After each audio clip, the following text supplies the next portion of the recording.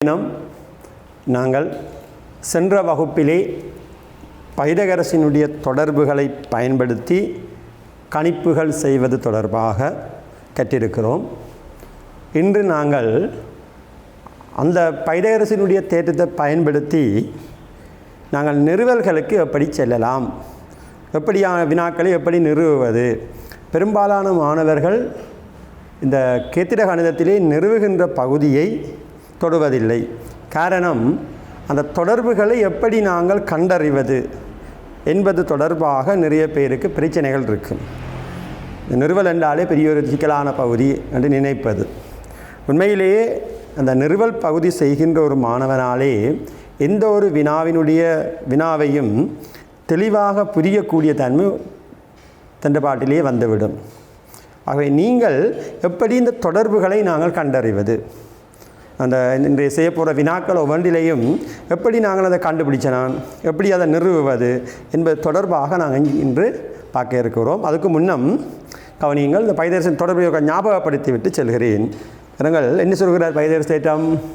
பாருங்கள், செங்கோண முக்கோணியின் செம்பக்கத்தின் மீது வரையப்பட்டுள்ள சதுரத்தின் பரப்பளவானது செங்கோணத்தை ஆக்கும் பக்கங்கள் மீது வரையப்பட்டுள்ள சதுரங்களின் பரப்பளவுகளின் கூட்டுத்தொகைக்கு சமனாகும். செம்பக்கத்தின் மீது வரையப்படுற சதுரத்தின் பரப்பளவு செங்கோணத்தை ஆக்கும் பக்கங்கள் மீது வரையப்படுகின்ற சதுரங்களினுடைய பரப்பளவுகளின் கூட்டுத்தொகைக்கு சமனாகும்.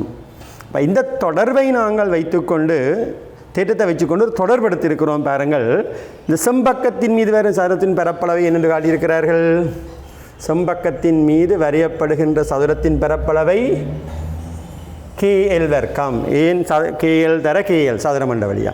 அதே மாதிரி மத்திய செங்கோணத்தை ஆக்குகின்ற பக்கத்தின் மீது வரையப்படுகின்ற சதுரத்தின் பரப்பளவை காட்டியிருக்கிறார்கள். LMக்கு LM வர்க்கம், KLக்கு KL வர்க்கம். அப்போ இங்கே எது செம்பக்கம் சமன் மற்ற இரு பக்கங்கள் KL வர்க்கம் சக LM வர்க்கம். இதுதான் பைதகரஸினுடைய தொடர்பு. தேற்றத்தை வச்சுக்கொண்டு நாங்கள் தொடர்பை கட்டியிருக்கிறோம். செம்பக்கத்தின் வர்க்கம் மற்ற இரு பக்கங்களின் வர்க்கங்களின் கூட்டுத்தொகைக்கு சமன். ஓகேயா? அப்போ இதை வச்சுக்கொண்டு நாங்கள் இனி இந்த எப்படியான விஷயங்களை முடிவை வச்சுக்கொண்டு நிறுவல்களுக்கு நாங்கள் போக போகிறோம். இப்போ இதை கவனியுங்கள். முதலாவது நிறுவல், கேள்வியை கவனியுங்கள், நன்கு அவதானிங்கள் கேள்வியை. ABCD என்பது ஒரு சதுரமாகும். இதில் AC வர்க்கம் சமன் 2AB வர்க்கம் என நிறுவுக. இந்த நிறுவல் கேள்விகள் தந்தத்தை கவனியுங்கள். எது நிறுவ சொல்லி கேட்ட விடயம்? AC வர்க்கம் வர்க்கம் பக்கங்கள் தொடர்பு படுகிறது என்று பாருங்கள்.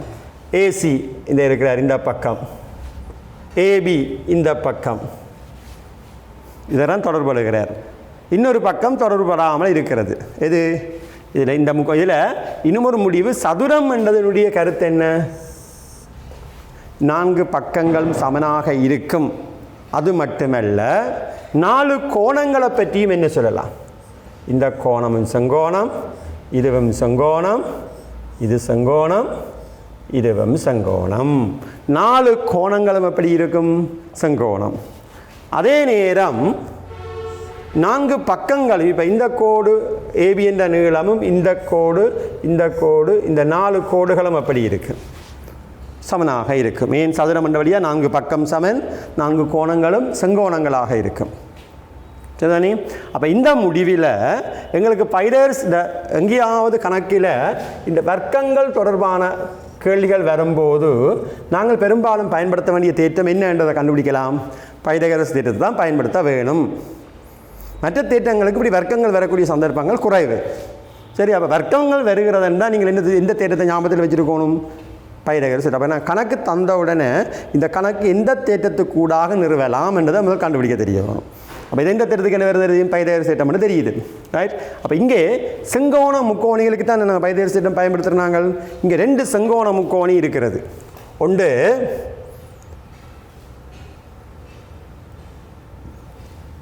பாருங்கள், இப்படி ஒரு செங்கோண முக்கோணி இருக்கிறது, மேலே ஒரு செங்கோண முக்கோணி இருக்கிறது, 2 செங்கோண முக்கோணி இருக்கிறது. இந்த 2 செங்கோண முக்கோணிகளுக்கு ஏதாவது ஒரு முக்கோணிக்கு நாங்கள் போடலாம். எந்த முக்கோணிக்கு போட போகிறோம்ன்றது நாங்கள் தெளிவாக வச்சுருக்க வேணும். நான் எந்த முக்கோணிக்கும் போடலாம், பிரச்சனை இல்லை. பாருங்கள், நான் கீழ் முக்கோணி, அப்போ எந்த முக்கோணிக்கு எழுத போகிறோனோ அதை எழுத போகிறோம். முக்கோணி ஏ பி சியில், சரியா? இந்த முக்கோணி ஏபிசியில் தான் நான் கணிப்பு பெயர்ச்சித்தை பயன்படுத்த போகிறோம். அப்போ இந்த முக்கோணி ஏபிசியில் எது செம்பக்கம்? ஏசி. அப்போ தொடர்பு என்ன? பெயர்ச்சி தொடர்பு ஏசி வர்க்கம் என்பது யாருக்கு சமன்? செங்கோணத்தை ஆக்குகின்ற பக்கங்களின் வர்க்கம். எது செங்கோணத்தை ஆக்குற? ஒன்று ஏபி, மற்றது பிசி. ஏபி வர்க்கம் சக பிசி வர்க்கம். ஓகே, ஏபி வர்க்கம் சக பிசி வர்க்கம். இதுதான் தொடர்பு. முதல் தொடர்பு எழுதுங்கள். பேது நாங்கள் விடைக்கேற்ற மாதிரி எப்படி நாங்கள் இதை கொண்டு போகிறது? விடையில் பாருங்கள், ஏசியும் ஏபியும் வருகிறது, இந்த பிசி வரவில்லை. சரியா? இந்த பிசி என்ன செய்யவில்லை? வரவில்லை. அப்போ பிசி என்றவரை எங்களுக்கு ஏபி சார்பாக எழுத வேணும். எழுதினா அந்த விட வந்து விடுவார். அப்போ இங்கே பாருங்க, ஏபிக்கும் பிசிக்கும் என்ன தொடர்பு? இந்த ஏபிக்கும் இந்த பிசிக்கும் உள்ள தொடர்பு என்ன என்று கேட்டால் உங்களுக்கு தெரிய வேணும். ஏபி என்ற நீளம் பிசி என்ற நீளத்துக்கு சமன். காரணம் என்ன? சதுரம் என்றபடியா எல்லா பக்கங்களும் எப்படி இருக்கும்? சமனாக இருக்கும். அப்போ ஏபியும் பிசியும் சமன். ஆகவே இதில் வர பிசி என்ற நீளத்துக்கு பதிலாக நான் என்னத்தை போடலாம்? ஏபி வர்க்கம் சக பிசிக்கு பதிலாகவும் என்னத்தை போடலாம்? ஏபி வர்க்கம். இது ஏசி வர்க்கம். ஆகவே ஏசி வர்க்கம் சமன். இங்கே ஏபி வர்க்கமும் கூட்டுப்படைக்கு எத்தனை ஏபி வர்க்கம் வரப்போகுது? 2 ஏபி வர்க்கம். ரைட்? அப்போ இதுதான் பாருங்கள், கேட்கப்பட்ட நிறுவலை எப்படி நாங்கள் ஒரு கொஞ்சம் படிமுறைக்குள்ளே நாங்கள் செய்து முடிச்சிருக்கிறோம். அப்போ இதில் நீங்கள் விடையை வச்சுக்கொண்டு எந்தெந்த பக்கங்கள் தொடர்பு படுகிறது என்பதையும் மையமாக வச்சுக்கொண்டு நாங்கள்லாம் அந்த வினாவை கட்டியெழுப்ப வேணும். சும்மா கண்டபாட்டுக்கு நாங்கள் சும்மா எல்லாம் பைதேசம் போட்டு போகணும்னா விடை தொடர்பு எடுக்கலாது. அப்போ விடையையும் மனதில் வச்சுருக்க வேணும். அந்த விடைக்கு போகிறதுக்கு நான் எந்தெந்த முக்கோணிகளுக்கு பயன்படுத்தலாம், எந்த தொடர்பை பயன்படுத்தலாம்னு நீங்களாம் கண்டுபிடிக்க போகிறீங்க. அப்போ இது மிக ஒரு இலகுவான கணக்கை முதலாவதாக தந்திருக்கிறேன். அடுத்த 2வது வினாவை கவனிங்கள்.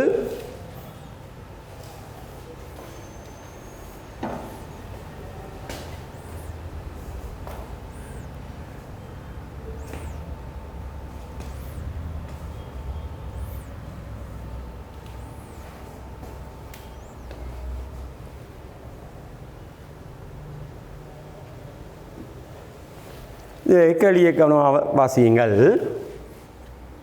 ஒரு சாய் சதுரம் ஏபிசிடியில் ஏசி பிடி ஆகிய மூலை விட்டங்கள் ஓவில் இடைவெட்டுகின்றன. என்னவாம்? ஒரு சாய் சதுரத்தில் ஏபிசிடியில் ஏசி என்ற மூலை விட்டமும் பிடி என்ற மூலை விட்டமும் எங்கே விட்டுதான்? ஓ என்ற புள்ளியிலே இடைவெட்டுகிறது. அப்போ 2 இடைவெட்டுற புள்ளிக்கு என்ன பேர்? ஓ. 2 மூலை விட்டங்களும் இடைவெட்டுகின்ற புள்ளிக்கு என்ன பேர்? ஓ. எங்களுக்கு நிறுவ வேண்டியதை கவனியுங்கள். விடையை இதுதான் நாங்கள் நிறுவி காட்ட வேண்டிய ஆள் இவர். ஆர் ஏசி வர்க்கம். ஏசி என்பது இந்த மூலை விட்டம், பிடி என்பது மற்ற மூலை விட்டம். இது சாய் சதுரத்தின் பக்கம் ஏபி இருக்கிறாரல்லோ, அவருடைய 4 மடங்கு என்று காட்ட வேணும். 4 மடங்கு என்று காட்ட வேணும். இப்போ இங்கே நாங்கள் இந்த முக்கோணியை அவதானித்தினுடைய பண்பு என்ன? சாய் சதுரத்தினுடைய பண்பு தொடர்பாக நீங்கள் 10ஆம் ஆண்டிலே படித்திருப்பீர்கள். 4 பக்கமும் சமன். ஓகே. அடுத்து என்ன தொடர்பு? 4 பக்கங்களும் சமாந்தரம், சமனாக உள்ள இணைகரம். இணைகரம் சமாந்தரமாக இருக்கும். அதைவிட இன்னொரு முடிவு இருக்கிறது. அதனுடைய மூலை விட்டங்கள் ஒன்றை ஒன்று செங்குத்தாக, இந்த கோணம் செங்கோணமாக இருக்கிறது. பாருங்கள், இந்த கோணம் செங்கோணமாக இருக்கிறது.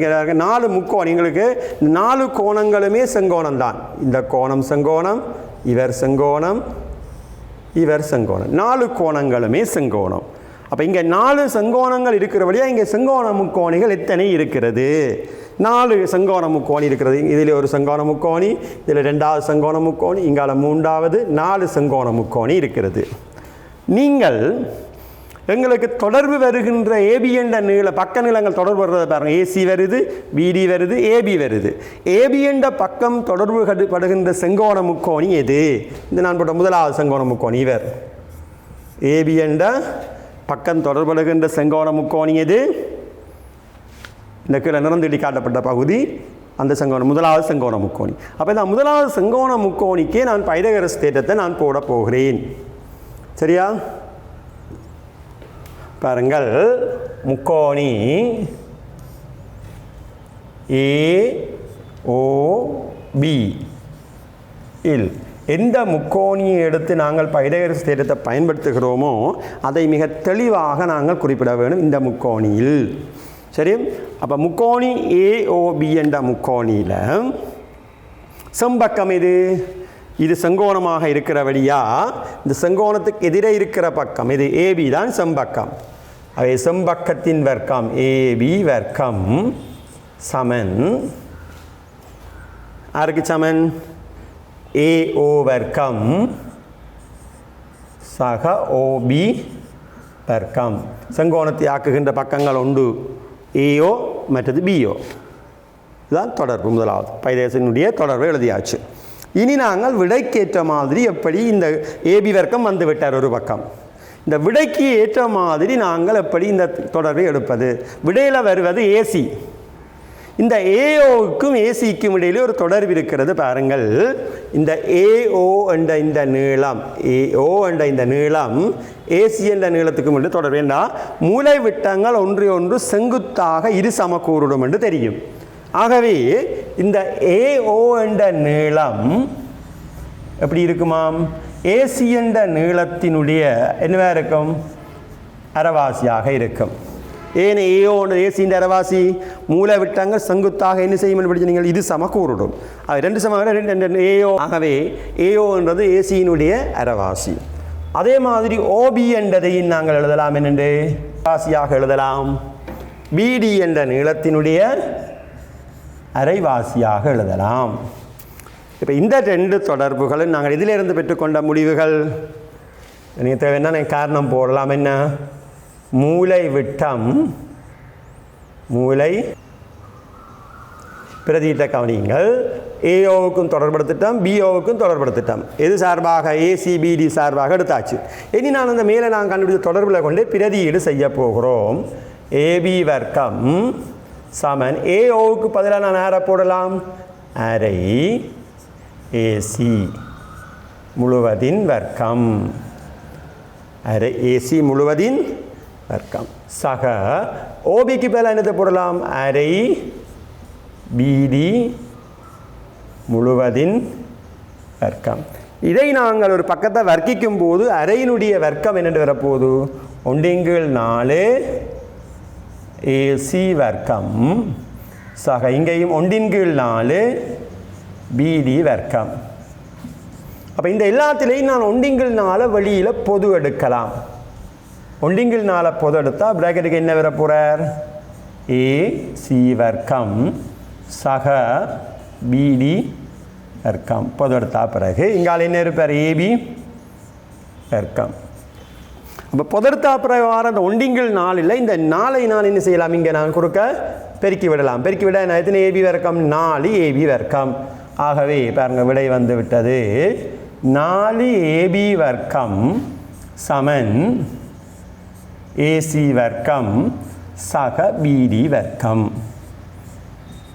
சரி பாருங்கள், விடை நிறுவப்பட்டு விட்டது. கேட்கப்பட்ட நிறுவலை கவனியுங்கள்.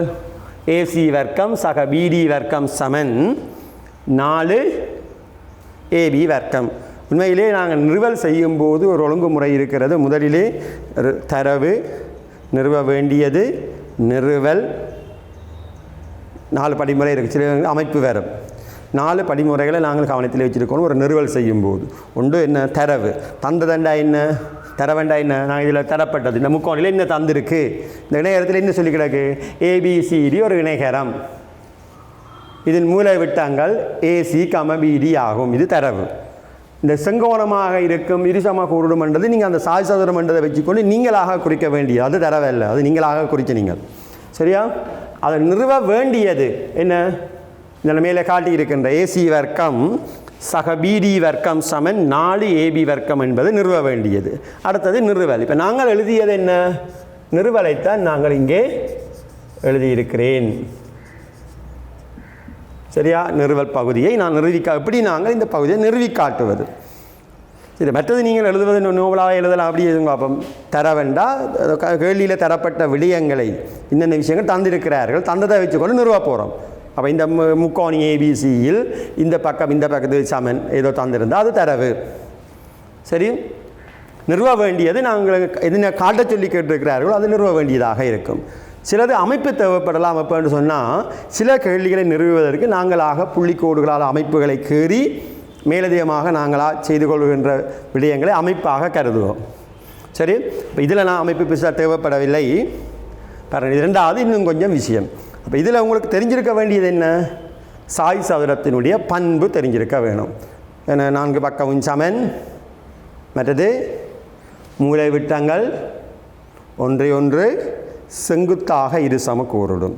இந்த விடயங்களை வச்சுக்கொண்டு தான் நாங்கள் இந்த வினாவுக்குள்ளே செல்ல வேணும். பாருங்கள், விடை எங்கே இருக்கிறது, நாங்கள் எடுத்த தொடர்பு எங்கே போகிறது. சரிதானே? அடுத்த கேள்வியை கவனிங்கள். கேள்வியை பாருங்கள், இதில் இன்னும் கொஞ்சம் டிஃப்ரெண்டாக இருக்கும் இந்த கேள்வி. ஒரு முக்கோணி ஏபிசியில் கோணம் பிஏசி ஒரு விரிகோணம் ஆகும். பிஏசி என்ற ஒரு கோணம் விரிகோணமாக இருக்குமா? ஏயிலிருந்து பிசிக்கு செங்குத்தாக ஏஎக்ஸ் வரையப்பட்டுள்ளது. என்னவா? பிசி ஏயிலிருந்து இந்த பிசிக்கு இது செங்குத்தான், இந்த கோணம் செங்குத்தாக வரையப்பட்டிருக்கான். நிறுவ வேண்டியதை கவனிங்கள். என்ன நிறுவி காட்ட வேண்டியது? நிறுவி காட்ட வேண்டிய விடயத்தை கவனிங்கள். ஏபி வர்க்கம் சய ஏசி வர்க்கம் சமன் பிஎக்ஸ் வர்க்கம் சய சிஎக்ஸ் வர்க்கம். இப்போ நாங்கள் ஏற்கனவே சொல்லியிருக்கிறேன், விடையில் இருந்து தான் நாங்கள் எப்படி தொடர்படுத்துவது யோசிக்க வேணும். இங்கே பாருங்கள், ஏபி என்ற பக்கம் தொடர்படுகிறார். இது ஏபி என்ற பக்கம், இவர் ஏபி என்ற பக்கம் தொடர்படுகிறார். சரியா? அதே நேரம் ஏசி என்ற பக்கம் இவர் தொடர்படுகிறார். பிஎக்ஸ் இவர் தொடர்படுகிறார். எக்ஸி இவர் தொடர்பு. இந்த 4 பக்கங்கள்லாம் தொடர்படுகிறது. அப்போ இதில் தொடர்பு படாமல் ஒரு பக்கம் இருக்கிறார். இந்த எல்லாத்திலையும் ஒரு பக்கம் தொடர்பு படாமல் இருக்கிறார். அதான் நடுவுக்கு இருக்கிற இந்த ஏஎக்ஸ், நடுவுக்கு இருக்கிற ஏஎக்ஸ் என்றவர் என்ன செய்கிறார், 2 முக்கோணிக்கும் தொடர்பில்லாமல் இருக்கிறார். அப்போ நாங்கள் இந்த படத்தின்படி இது செங்கோணமாக காட்டப்பட்டபடியா இதில் எத்தனை செங்கோண முக்கோணிகள் இருக்கிறது? எத்தனை செங்கோண முக்கோணி? 2 செங்கோண முக்கோணி. இது இங்காலே ஒரு செங்கோண முக்கோணி, அங்காலே ஒரு 2 செங்கோணம். அப்போ இந்த 2 செங்கோண முக்கோணிகளுக்கும் நாங்கள் பைதகரஸ் தேற்றம் போட்டோமேண்டா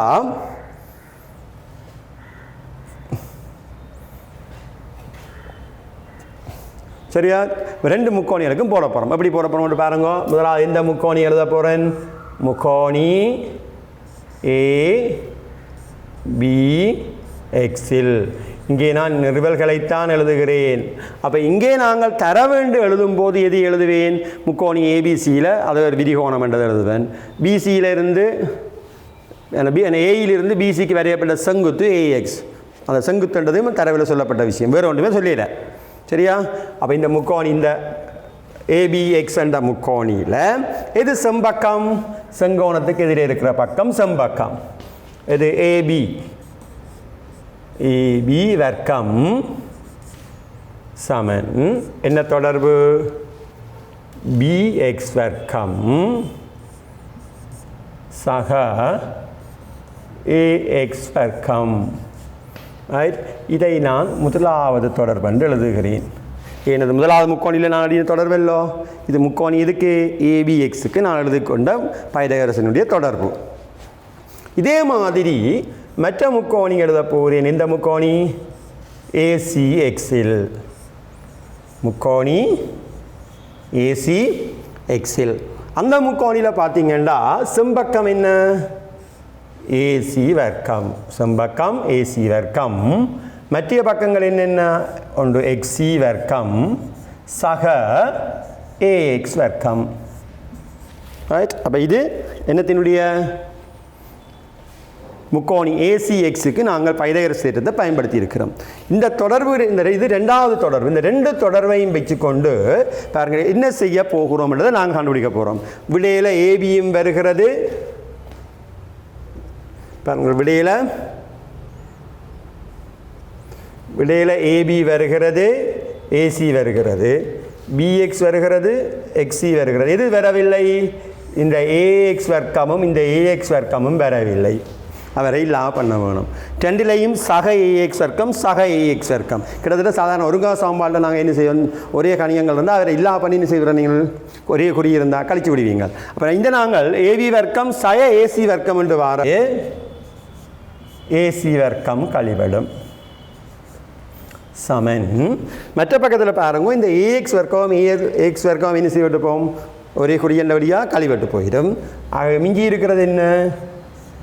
பிஎக்ஸ் வர்க்கம் சய எக்ஸி வர்க்கம். இதுதான் கேட்ட விடை. பாருங்கள் நிறுவ வேண்டிய விடயத்தை நாங்கள் 3 வரிகளில் எழுதிவிட்டோம். ஒன்று ஒரு முக்கோணிக்கு பைதகரஸ் தேற்றம் போட்டிருந்தோம், மற்ற இன்னொரு முக்கோணிக்கு பைதகரஸ் தேற்றம் போட்டிருந்தோம். 2 தொடர்புகளையும் வச்சுக்கொண்டு விடைக்கேற்ற மாதிரி என்ன செய்ய வேணும் என்று நாங்கள் கண்டுபிடிக்கலாம். ஓகே. சில பேர் இப்படியும் யோசிப்பார்கள். 2லையும் ஏஎக்ஸ் வர்க்கத்தின் சார்பில் விடி எடுத்து விட்டு அப்படி எழுதலாம். இந்த இந்த தொடர்பில் இதான் தொடர்பு. இதை வச்சுக்கொண்டு சில பேர் இப்படி எழுதுவார்கள். ஏஎக்ஸ் வர்க்கம் சமன் செம்பக்கத்தின் வர்க்கத்தில் இருந்து ஏசி வர்க்கம் சய பிஎக்ஸ் வர்க்கம். இப்படியும் மற்றதிலையும் மற்ற முக்கோணிலையும் ஏஎக்ஸ் வர்க்கம் சமன் இது சிஎக்ஸ் வர்க்கம் வரும். இல்லை ஏசி வர்க்கம் எல்லாம் ஏஎக்ஸ் வர்க்கம் என்பது ஏசி வர்க்கத்திலேருந்து சிஎக்ஸ் வர்க்கத்தை கழிக்கிறது. மற்றதில் ஏபி வர்க்கத்திலிருந்து பிஎக்ஸ் வர்க்கத்தை கழிக்கிறது. ஆயிடுது. இந்த ரெண்டும் சமன் என்று போடிக்க ரெண்டும் ஏஎக்ஸ் ஏஎக்ஸ் தானே, ரெண்டும் சமன் என்று போடிக்க அந்த தொடர்பு வரும். அதில் நாங்கள் ஏபி வர்க்கங்கள் ஏசி வர்க்கங்கள் ஒரு பக்கங்கள் கொண்டு வந்துட்டு மற்ற பக்கத்துக்கு கொண்டு செல்ல வேண்டும். ஓகேயா? இப்படியும் நீங்கள் சிலர் செய்திருக்கலாம். அப்போ பாருங்கள் ஒரு பைதகரஸ் தேற்ற நிறுவலை நாங்கள் நிறுவ வேணுமாக இருந்தால் அடிப்படையில் உங்களோட சிந்தனை பல இடங்களுக்கு செல்ல வேணும். உதாரணமாக இது பயன்படுத்த வேண்டிய சந்தர்ப்பம் உங்களுக்கு வேறு. ஆக எல்லா தேற்றங்களும் என்ன முடிவை சொல்லுகிறது? இப்போ நடுப்புள்ளி தேற்றமாக இருந்தால் என்ன, இயல்வத்த முக்கோண தேற்றமாக இருந்தால் என்ன, வட்ட தேற்றங்களாக இருந்தால் என்ன, எந்த தேற்றமாக இருந்தாலும் அதனுடைய முடிவுகள் உங்களோட மனதில் இருக்கும். இப்போ இந்த தேற்றம் இதைத்தான் சொல்லுகிறது. அப்போ இந்த தேற்றத்தினுடைய முடிவை பயன்படுத்தி நான் இதை நிறுவலாம். இந்த விடயங்கள் எல்லாம் தெரிஞ்சிருக்க வேணும். சரி. அப்போ எல்லா தேற்றங்களும் சில கேள்விகளில் எல்லாம் 5-6 தேற்றங்கள் ஒன்றா சேர்ந்து வரக்கூடிய மாதிரி நிறுவல்களும் இருக்கிறது. சரி. அது நீங்கள் நாங்கள் பின்னுக்கு போக பார்ப்பீர்கள். சரியா? இப்போ இதில் உங்களுக்கு யாருக்கும் பிரச்சனை இருக்கா? சரியா? அடுத்ததாக பாருங்கள் கேள்வியை கவனியுங்கள். ஏசி என்பது ஒரு வட்டத்தின் விட்டமாகும். ஏசி என்பது வட்டத்தின் விட்டம். அதிலே பாருங்கள் இவர் என்னவாக இருப்பார்? மையம். ஏசி என்பது ஒரு வட்டத்தின் விட்டமாகும் என்று சொல்லி கிடக்கு. ஓ என்பது நான் சிபியின் நடுப்புள்ளியாகும். இந்த சிபி என்ற கோட்டினுடைய நடுப்புள்ளி தானாமோ. நடுப்புள்ளி என்ற வச்சோண்டு சொன்ன உடனே நடுப்புள்ளி சொல்லியிருக்கு தரவில். அப்போ நடுப்புள்ளி என்று சொன்ன உடனே நீங்கள் எடுக்க வேண்டிய முடிவு என்ன? நடுப்புள்ளி என்று சொன்னால் அந்த புள்ளிக்கு 2 பக்கம் உள்ள தூரங்களும் எப்படி இருக்கும்? அதைத்தான் நான் இங்கே காட்டியிருக்கிறேன் பாருங்க. இந்த நீளம் இந்த நீளத்துக்கு சமனாக இருக்கும் என்று காட்டியிருக்கிறேன். 2 பக்க நீளங்களும் சமனாக இருக்கும். சரியா? மற்றது நிறுவ வேண்டியதை கவனியுங்கள். ஏசி வர்க்கம் சமன் 3CO வர்க்கம் சக AO வர்க்கம். அப்போ இந்த கேள்வியிலே தொடர்பு படுகின்ற தொடர்புபடுகின்ற பக்க நீளங்கள் எது எது என்பதை முதலிலே படத்திலே மிக அவதானமாக கவனியுங்கள். ஏசி வருகிறார், இந்த பக்கம் தொடர்புபடுகிறது, சரியா? அதே நேரம் சிஓ இந்த பக்கம் தொடர்புபடுகிறது. அடுத்தது ஏஓ இந்த பக்கம் தொடர்புபடுகிறது, சரியா? அப்போ இந்த 3 பக்கங்களும் தொடர்புபடுகிறது.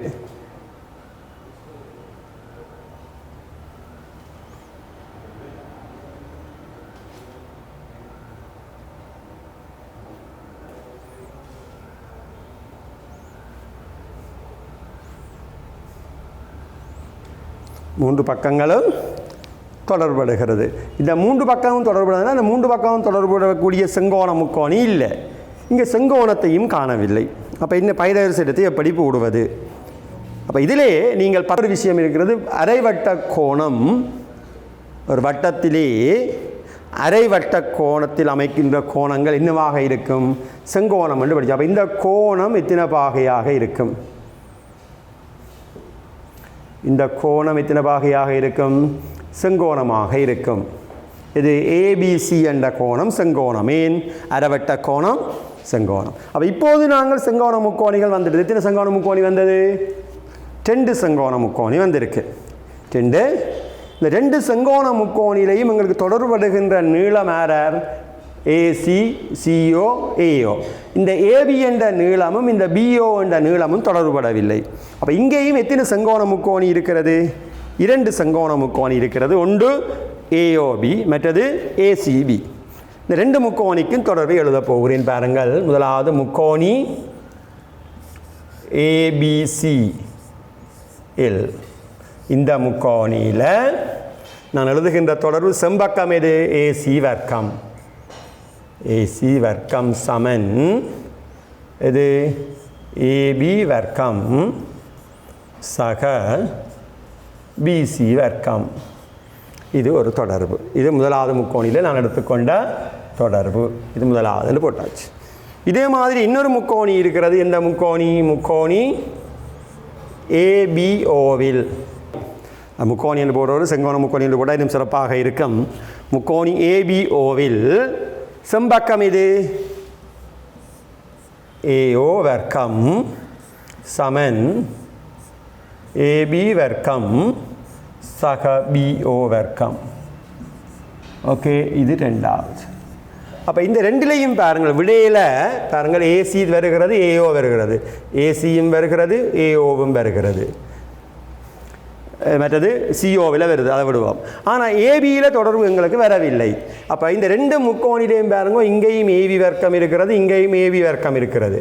இந்த 2 சமன்பாட்டிலையும் இருக்கிற ஏபி வர்க்கத்தை இல்லாமல் பண்ண என்ன செய்யலாம்? 1ல் இருந்து 2ஐ கழிக்கலாம். முதலாம் சமன்பாட்டில் 2ஆம் சமன்பாட்டை கழிக்க போகிறோம். கழிச்சா என்ன வருது? ஏசி வர்க்கம் சய ஏஓ வர்க்கம் சமன். அப்போ ஏபி வர்க்கம் வர்க்கம் கழிவிட போகுது. பிசி வர்க்கம் சக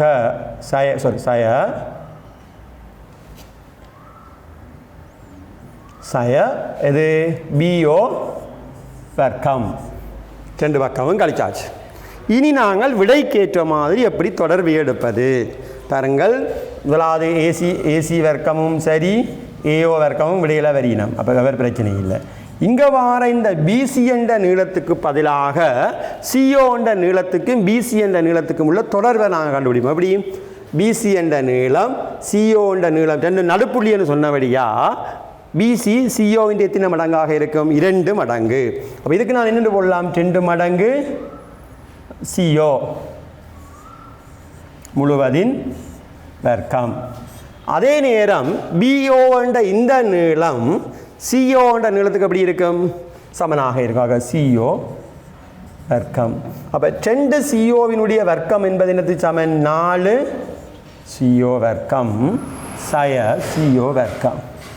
அப்போ 4 சிஓ வர்க்கத்திலிருந்து ஒரு சிஓ வர்க்கத்தை கழித்து விட வாரது என்ன? 3 சிஓ வர்க்கம். பாருங்கள், அப்போ 3 சிஓ வர்க்கம் சமன் இங்கே என்ன வருகிறது?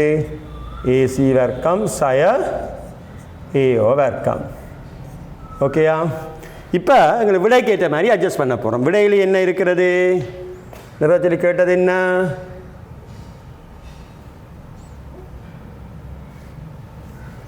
என்ன இருக்குது? ஏசி வர்க்கம் சமன் 3CO வர்க்கம் சக AO வர்க்கம். இந்த ஏசி வர்க்கம் சமன்பாட்டுக்கு ஒரு பக்கம் இருக்க, இந்த சக AO வர்க்கம் என்பது மற்ற சமன்பாட்டுக்கு மறுபக்கம் போய் என்ன செய்யப்பட போகுது? கூட்டுப்பட போகுது சக AO வர்க்கம். நிறுவனத்தில் கேட்ட விடயம் சரியாக நிறைவு முடிந்தது. பாருங்கள், அப்போ கணக்கை நாங்கள் இந்த வைத்தியர் செய்கிற நிறுவனம் வந்து நிறைய பந்தியாக எழுதியெல்லாம் நாங்கள் யோசிக்க வேண்டிய தேவையில் சிம்பிளாக 2-3 வரிகளுக்குள்ளே நீங்கள் அதை அந்த விஷயம் என்னென்ன கண்டுபிடிச்சிட்டிங்களா நிறைய யோசிக்க வேண்டிய தேவை இல்லை. சரியா? முதல்ல உங்களுக்கு பிரச்சனை இருந்திருக்காது. எல்லாம் திருப்பி இருக்கா நீங்கள் பாருங்கள். 2 தரம் பார்த்தீங்களா எந்தெந்த முக்கோணிக்கு பயிர் சட்டம் போடப்பட்டிருக்கிறது, எப்படி நாங்கள் இந்த தொடர்பை மற்ற சிஓன்ற பக்கத்தோட தொடர்புபடுத்தி எப்படி விடைக்கேற்ற மாதிரி யோசிக்க வேணும். விடிய மனதில் வைக்காமல் நீங்கள் கணக்காக பார்த்தோன்றிருப்பீங்களாக இருந்தால் கடைசி வந்தாலும் விடைக்கு நீங்கள் போகவே முடியாது. விடையை மனதில் வச்சு இது தொடர் விடையில் இவர் வர வேணும், இவருக்கும் மற்ற பக்கங்களுக்கு இந்த தொடர்பை எடுக்கலாம் என்ற ஐடியாக்கள் எல்லாம் உடனடியாக உங்களுக்கு வர வேணும். பாருங்கள், அடுத்த கேள்வியை வாசியங்கள் பார்ப்போம். உருவில் காணப்படும் சமபக்தி வர்க்கம் சமன் 7 EC வர்க்கம் என்று காட்ட வேணும். விடையில் யார் தொடர்படுகிறார்? தொடர்படுகின்ற நீளம் எது? இது AE. இந்த நீளம் இந்த நீளம் தொடர்படுகிறார். மற்றது EC இந்த நீளம் தொடர்படுகிறார். இந்த 2 நீளங்களும் தான் விடையிலே தொடர்புபட வேண்டும். ஏனைய நீளங்கள் எங்களுக்கு தொடர்புபட தேவையில்லை. ஆக எப்படி நாங்கள் எடுக்கலாம் என்ற பாருங்கள். இந்த சமபக்க முக்கோணி என்ற இந்த நீளம் மற்றது இந்த நீளம். அது கோடு போடவில்லை என 2 கோடு இடையில் பிரிக்கிற வழியாக நான் போடவில்லை. இந்த 3 கோடுகளும் சமனாக இருக்கும். இது AB. எந்தெந்த பக்கங்கள் சமனாக இருக்கும்? AB, AC, BC. இந்த 3 பக்கங்களும் சமபக்க முக்கோணி என்ற வழியா. அப்போ இங்கேயும் நாங்கள் எத்தனை செங்கோண முக்கோணி இருக்குது? நிறைய செங்கோண முக்கோணி இங்காலே இருக்குது, அங்காலே இருக்குது, எல்லா பக்கமும் செங்கோண முக்கோணி இருக்கிறது. நாங்கள் இந்த விடைக்கேற்ற மாதிரி எந்த செங்கோண முக்கோணியை நாங்கள் எடுக்கலாம்? பாருங்கள், இதிலே இந்த இங்கால பக்கம் இருக்கிற 2 முக்கோணிகளை கருத்தில் எடுப்போம். இது முக்கோணி A D E. முக்கோணி ADEயில் சரியா? அதில் AE வர்க்கம் சமன் யாருக்கு சமன்? AD வர்க்கம் சக DE வர்க்கம். ஓகே, இப்போ எங்களுக்கு இதில் பிரச்சனையாக இருக்கிறது என்னன்னு கேட்டிங்கன்னா,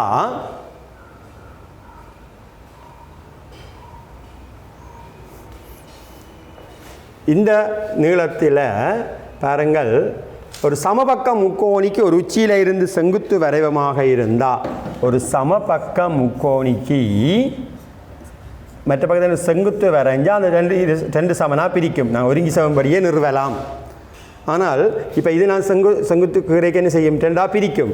ஆகவே இதில் நான் சொல்லப்பட்டதின்படி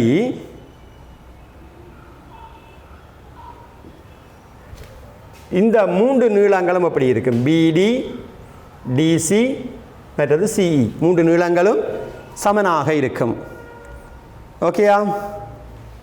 அப்போ பாருங்கள், இதில் மற்ற முக்கோணிக்கு பைதேர் சட்டத்தை போட போகிறோம். இதுக்கு முக்கோணி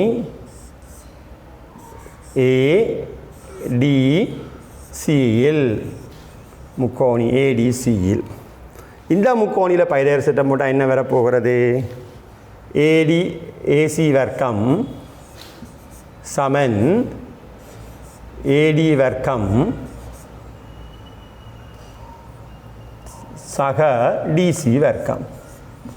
இது முதலாவது தொடர்பு, இது 2வது தொடர்பு. 2லையும் வந்து பாருங்கள், எங்களுக்கு இந்த AD வர்க்கங்கள் விடையில் வரவில்லை. AD வர்க்கத்தை நான் என்ன செய்கிறேன்? 2லையும் இருந்து கழித்து விடுகிறேன். கழிச்சா என்ன நடக்க போகுது? 1 2 கழிச்சா வருகின்ற விடையை பாருங்கள். ஏஇ வர்க்கம் சய ஏசி வர்க்கம் சமன் எதுவாக இருக்க போகிறது? டிஇ வர்க்கத்தில் இருந்து டிசி வர்க்கத்தை கழிக்கிறதாக இருக்கும். டிசி வர்க்கத்தை கழிக்கிறது. இப்போ இங்கே பாருங்கள், இனி விடைக்கேற்ற மாதிரி கொண்டு போக போகிறோம். பாரதெல்லாம் ஈஸி. பாருங்கள், இந்த ஏசி என்ற நீளம் பிசி என்ற நீளத்துக்கு சமன். பாருங்கள், ஏசி யாருக்கு சமன்? பிசிக்கு சமன். ஆனால் இந்த 3 பேருமே சமன் சொல்லியிருக்கிறார். பாருங்கள், பிடி டிசி சிஇ 3 நீளங்களுமே சமன். சமனாக இருக்கிறபடியா இந்த ஏசி என்ற நீளம் இந்த சிஇ என்ற நீளத்தினுடைய எத்தனை மடங்கு? 2 மடங்கு. ஏசி ஏன் ஏசி 2 மடங்காக இருக்குன்னு சொல்லுங்க. ஏசி சமன் 2 மடங்கு சிஇ.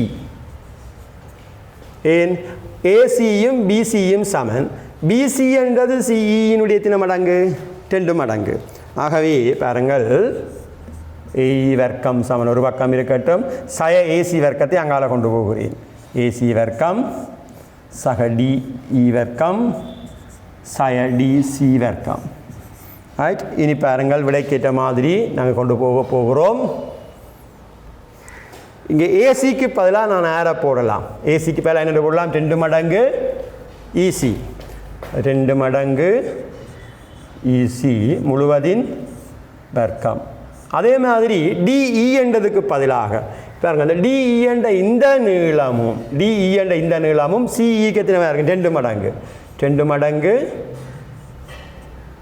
இசி வர்க்கம் சய டிசி என்ற நீளம் இருக்கேன். சரி, அப்போ இசி. ஓகேயா? இப்போது பாருங்கள், 2 இசி வர்க்கம் என்பது வர்க்கிச்சா என்ன வரும்? 4 இசி வர்க்கம். இதையும் வர்க்கிச்சா என்ன வரப்போது? 4 இசி வர்க்கம் சய இசி வர்க்கம். இப்போது பாருங்கள், 4 இசி வர்க்கம் 4 இசி வர்க்கமும் கூட்டினா 8. அதிலிருந்து ஒரு இசி வர்க்கத்தை கழிச்சா என்ன வரப்போகிறது? பாருங்க, அப்போ கேட்கப்பட்ட விடை ஏசி வர்க்கம். பாருங்கள், ஏசி வர்க்கம் ஏஇ வர்க்கம் சமன் ஏஇ வர்க்கம் 2 மடங்கு 7 மடங்கு 7 மடங்கு இசி வர்க்கம். பாருங்கள், கேட்ட விடை வருகிறது. அப்போ நிறுவ சொல்லி கேட்டதும் என்ன? ஏஇ வர்க்கம் என்ற நீளம் இசி என்ற பக்கத்தினுடைய வர்க்கத்தின் 7 மடங்காக இருக்கும் என்று காட்ட சொல்லியிருக்கு. அப்போ பாருங்கள், இதிலே 2 முக்கோணிக்கு பைதேர் செட். இதை வேறு விதமாகவும் யோசிச்சிருக்கலாம். அங்கால முக்கோணிக்கும் போட்டு இங்கால முக்கோணிக்கும் போட்டுட்டு அந்த சிஇ தொடர்படக்கூடிய மாதிரி தொடர்பு எடுத்தும் செய்திருக்கலாம். பல வழிகளிலே செய்யலாம். இது செய்கிறதுக்கு நான் இப்போ இது ஒரு ஐடியா. இதை விட வேறு வழிகளிலையும் சிலர் செய்வார்கள், செய்யலாம். ஒரு கணக்கை நாங்கள் நிறுவுவதற்கு ஒரு வழிதான் இருக்க வேணுமென்ற இல்லை, அதுக்கு பல வழிகள் இருக்கிறது. இப்போ நான் பல வழிகளையும் இதில் சொன்னால் உங்களுக்கு குழப்பமாக இருக்கும். இது ஒரு வழி. இதை வேறு இன்னும் இங்கால பக்கம் இருக்கிற முக்கோணிக்கு பைதேர் சீட்டம் போட்டு நாங்கள் நிறுவலாம். முடியாது, நிறுவலாம். என்ன போட்டுட்டு நாங்கள் அந்த பக்கங்களுக்கு ஏற்ற மாதிரி எப்படி இன்னும் செய்தால் என்ன செய்யலாம்ன்ற தொடர்புகள் எடுத்துக்கொண்டு போனால் ஆட்டோமேட்டிக்காக விடை வரும். சரி, அடுத்த கேள்வியை கவனியுங்கள்.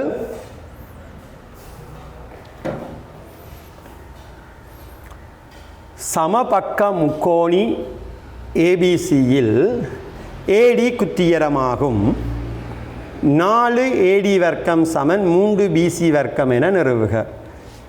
சமபக்க முக்கோணி என்று சொல்லியிருக்கிறார்கள். சமபக்க முக்கோணி என்றால் ஏற்கனவே முதலொன்று பார்த்துட்டோம். என்ன சமபக்க முக்கோணி என்றால் என்ன? இந்த பக்கம் இந்த சமனாக இருக்கும், 3 பக்கங்களும் சமனாக இருக்கும். சரி, அப்போ அங்கே விடையில் பாருங்கள், யார் தொடர்படுகிறார்? ஏடி என்ற நீளம் தொடர்படுகிறார். பிசி மற்றது நீங்கள் 10ஆம் ஆண்டில் படிக்க இரு சமபக்க முக்கோண தேட்டத்திலையும் சமபக்கம் கூட செங்குத்து வரைஞ்சால் இந்த 2 பக்கம் எப்படி இருக்கும்னு படிச்சுனாங்க. 2 சமனாக பிரிக்கும். இந்த பக்கத்தை சமனாக பிரிக்க போகும். அப்போ நான் இந்த நிறந்திட்டப்பட்ட முக்கோணிக்கு பைதேர் சேட்டத்தை போட போகிறேன். அப்படி எதுக்கு? முக்கோணி ஏபிடியில் அப்படி போடலாம். ஏபி வர்க்கம்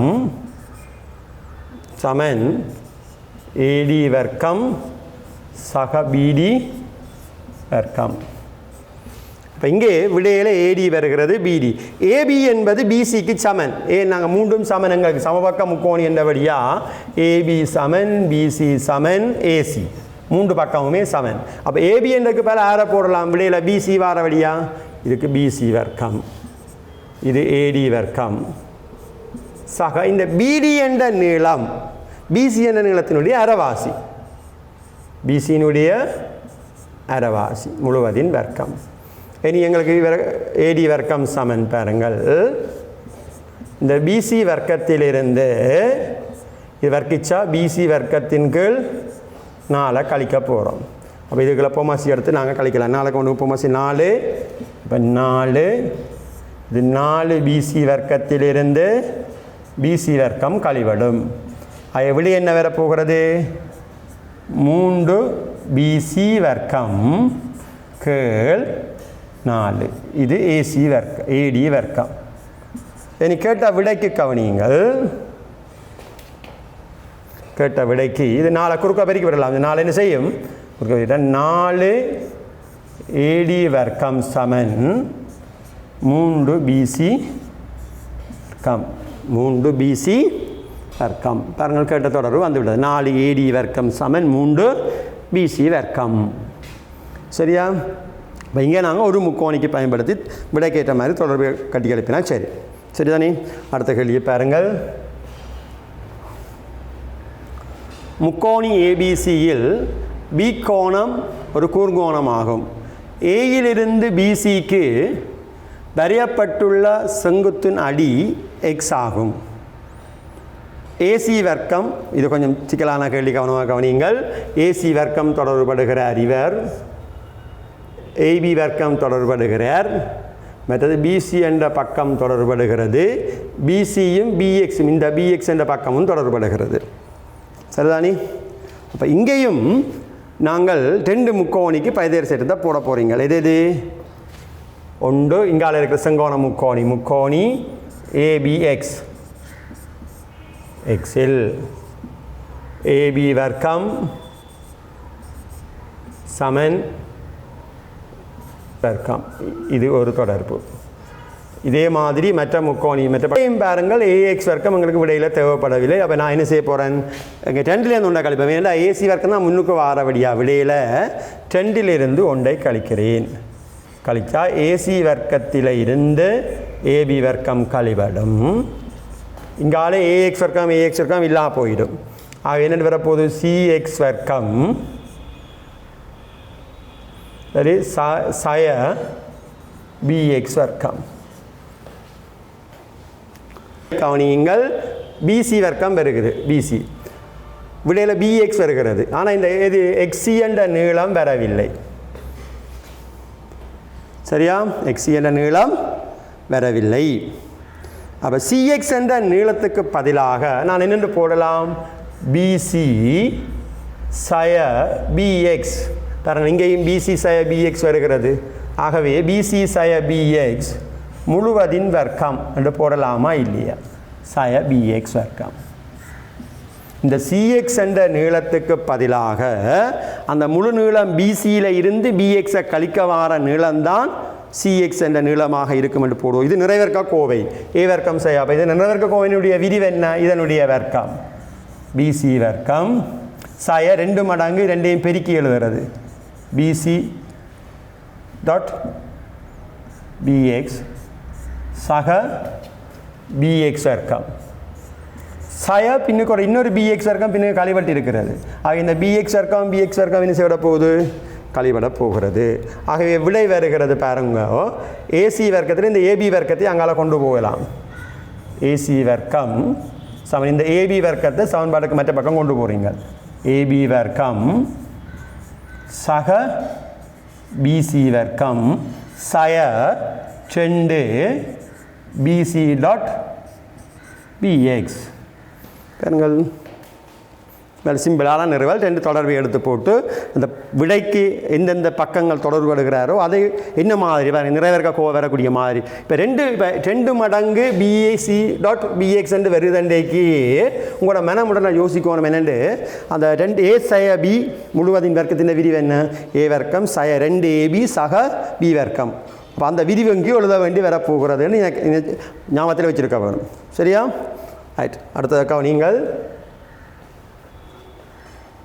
நாட்பக்கல் ஏபிசிடியில் மூலைவிட்டங்கள் ஓவில் செங்கோணத்தில் இடைவெட்டுகின்றன இப்போ மூலைவிட்டங்கள் எல்லாம் செங்கோணமாம் இங்கேயும் செங்கோணம் இங்கேயும் எல்லாம் செங்கோணம் ஏபி வர்க்கம் சக ஏடி சிடி வர்க்கம் ஏபி வர்க்கம் சக சிடி வர்க்கம் இவர் ஏடி வர்க்கம் பிசி வர்க்கம் இங்கேயும் பாருங்கள் 4 செங்கோண முக்கோணிகள் இருக்கிறது 4க்கும் தொடர்புள்ளது முதலாவது பாருங்க இந்த 4 செங்கோண முக்கோணியில் ஏபி வர்க்கத்துக்கு தொடர்புள்ளது ஏபி வர்க்கம் நான் முதலாவது முக்கோணி ஏஓபியில் முக்கோணி ஏஓபியில் ஏபி வர்க்கம் சமன் ஏஓ வர்க்கம் சக ஓபி வர்க்கம் சரியா அப்போ இங்கே இது ஒரு தொடர்பு உண்டு அடுத்தது சிடி வர்க்கம் மேல் முக்கோணிக்கு போகிறேன் முக்கோணி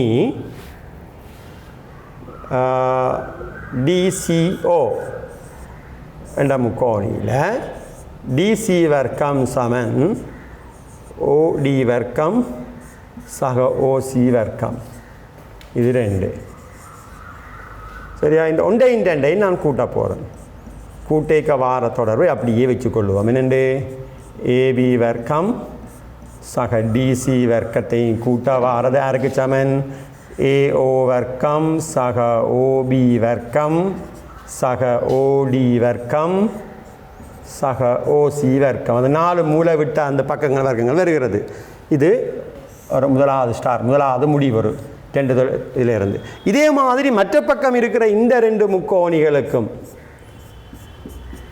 இதே மாதிரி பாருங்கள் முக்கோணி ஏஓடி இதில் ஏடி வர்க்கம் சமன் ஏஓ வர்க்கம் சக ஓடி வர்க்கம் இது 3வது சமன்பாடு அதே மாதிரி முக்கோணி சிஓபியில் பிசி வர்க்கம் சமன் பிஓ வர்க்கம் சக ஓசி வர்க்கம் இது 4வது இங்கேயும் நான் அந்த 3வது சமன்பாட்டையும் 4வது சமன்பாட்டையும் கூட்டுகிறேன் கூட்டினா பாருங்கள் ஏடி வர்க்கம் சக பிசி வர்க்கம் கூட்டேக்க இங்கேயும் பாருங்கள் இந்த இதே மேலே உள்ள அந்த ஸ்டார் போட்டதில் உள்ள தொடர்புகள்லாம் வரப்போகுது ஏஓ வர்க்கம் சக ஓபி வர்க்கம் சக ஓடி வர்க்கம் சக ஓசி வர்க்கம் இதில் பாருங்கள் இது டபுள் ஸ்டார் இந்த